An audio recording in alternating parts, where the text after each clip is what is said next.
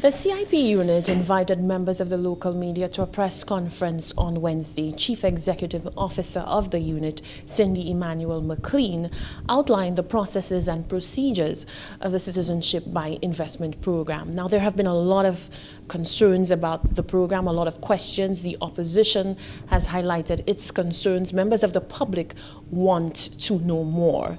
And what Cindy McLean did is to outline how the unit goes about dealing with the applications. She stresses the authorized agents and the 3 due diligence firms that have been employed to help the unit do its work and to do its work efficiently, effectively, and to ensure that everything is done above board. Standard operations is that the Citizenship by Investment program has 1 due diligence firm that they work with. We decided to go with 3 for a very strategic reason. 1, we wanted to have the ability to randomly assign files to the due diligence firms. So an applicant would have more difficulty following their file through the processing system because they wouldn't know necessarily which due diligence firm the file had been assigned to. The other reason is that it allowed us to build in some internal audits in our system. So when an application comes in, time and time again, we will assign that file to more than 1 due diligence firm. And if our system is robust enough, and if it's working well, it means that the reports we get back from those firms should be, if not identical, but inherently similar. As it relates to authorized agents, they will be used as a buffer in the process. Anyone who wants to apply for the Citizenship by Investment program must do so under one of 4 available platforms by indicating that they either want to make a donation into the National Economic Fund, investing in an approved real estate project, enterprise project, or the purchase of non-interest-bearing government bonds. The authorized agents are the only ones who can submit applications on an applicant's behalf. Authorized agents are the only ones who can submit an application on behalf of the applicant. We do not take applications directly from the applicant. That was a deliberate policy decision. It means then that none of us in here are in direct contact with any applicant.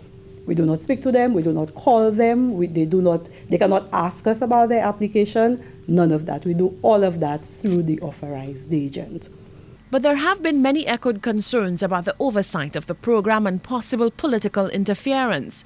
The political leader of the opposition United Workers' Party has made it clear that as far as he is concerned, Dr. Ernest Hilaire should not be heading the CIP board, given his affiliation to the St. Lucia Labour Party.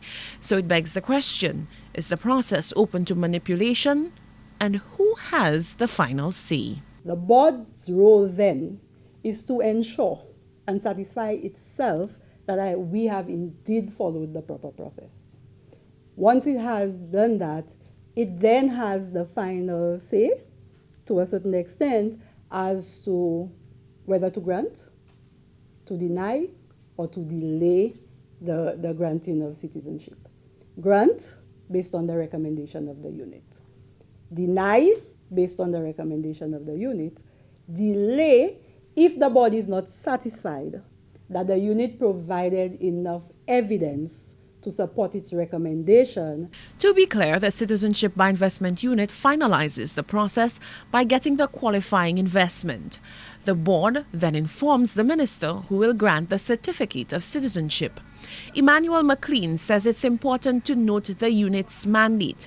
The unit is responsible for the administration of the CIP program, while the board, headed by Dr. Ernest Hilaire, deals with oversight. So one of the things I know I hear out there all the time is, how will the money be spent? As the unit, we're the administrative arm of the program. We do not decide how the economy of St. Lucia is spent. We don't do that. We don't have the right to do it, the inclination, or the ability to do it. The unit is responsible for the administration of that program, and the board is responsible for oversight of the unit. So it depends on what your question is about. If your question is about process, if it's about procedure, if it's about how we do what we do you come to the unit. So for now, it's been 3 months since the unit has been undertaking its work. There is still a lot more work to be done, a lot more information to be disseminated about the Citizenship by Investment program.